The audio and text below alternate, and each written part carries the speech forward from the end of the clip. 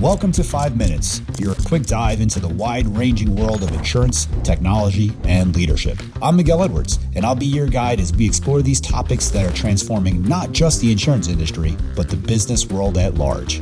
Along with sharing observations I've made over the span of my career in insurance, technology, and operations, I'll be chatting with some of the brightest minds in business and leadership. Whether you're a seasoned executive or a rising star, an industry expert, or just curious about how technology is revolutionizing insurance, this is your perfect spot for your weekly dose of insights. This is 5 Minutes. I want to, it's funny because I was having a conversation with somebody today. We're working actually on our own marketing messaging because I'm feeling like there's some challenges that in our messaging that I want to address.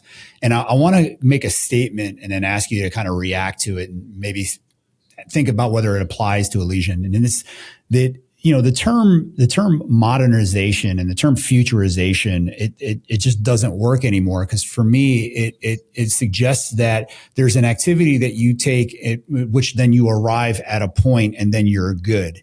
And now what I'm feeling like with the way technology is evolving, I mean, for example, I'm a student of AI and I don't know if it's my age or what, but I'm having a hard time keeping up. Right. And so I'm now thinking about instead this term of just kind of entering this perpetual evolutionary mindset where you are never going to sit still. Your technology, your processes, your people have to instead adopt a mindset that this is what we're doing for like the next 18 months and then it will change.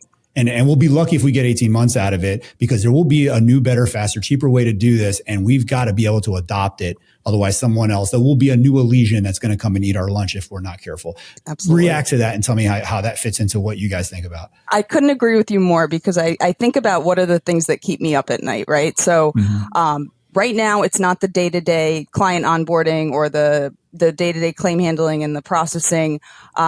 Those things I feel like we have a pretty solid handle on. We have good processes, we have good people, we have good technology, and we're all working really well together. But what keeps me up at night is what I define as my North Star today. And when we reach that North Star place where you have a fully functional claim management tech stack that you have claim conductor serving as a co-pilot, the adjuster is operating with autonomy and doing the things that really adds value. We have really happy clients. Once we hit that spot, we're already a few steps behind if we're not thinking about the next North Star, right? So that's right. My North Star today will not be my North Star tomorrow, and it will not be the North Star beyond that. So I couldn't agree with you more. Yeah, 100%. And it's going to be a true struggle. And as you mentioned before, especially for the legacy players that are anchored, they're currently anchored. They've got fully depreciated systems that, and they're based, their EBITDA is based off of a fully depreciated asset. And Now all of a sudden they've got to dump tons of money into this to even try to get to a place of nimbleness, which is really fascinating. Is there, along those lines, I mean, as you look at your roadmap, is there anything that you can share that, in terms of where you think things are going in either just claims world in general or TPA world? Like give us, anything on your roadmap that you see? I think what I would be able to speak to is our talent strategy going forward, because I think over the last couple of decades, and there remains a tremendous amount of value in industry veterans and people who have decades and decades and decades of claim handling experience, adjusting experience, regulatory compliance experience. All of those things are vastly important. But we need to be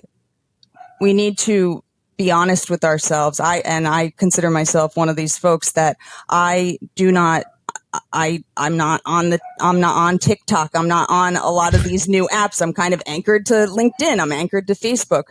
So when we're strategizing about how we're going to continue to innovate and be kind of leading this charge, I think we just need to be really honest about the fact that we need to continue to bring in new talent across the spectrum that can challenge our way of thinking, coming in from different industries and not necessarily marrying ourselves to what sometimes can happen, which is looking for a certain profile, particularly in claims, that you have this potential pedigree, this background, this experience, really broadening what that candidate profile is based on what the future is going to look like.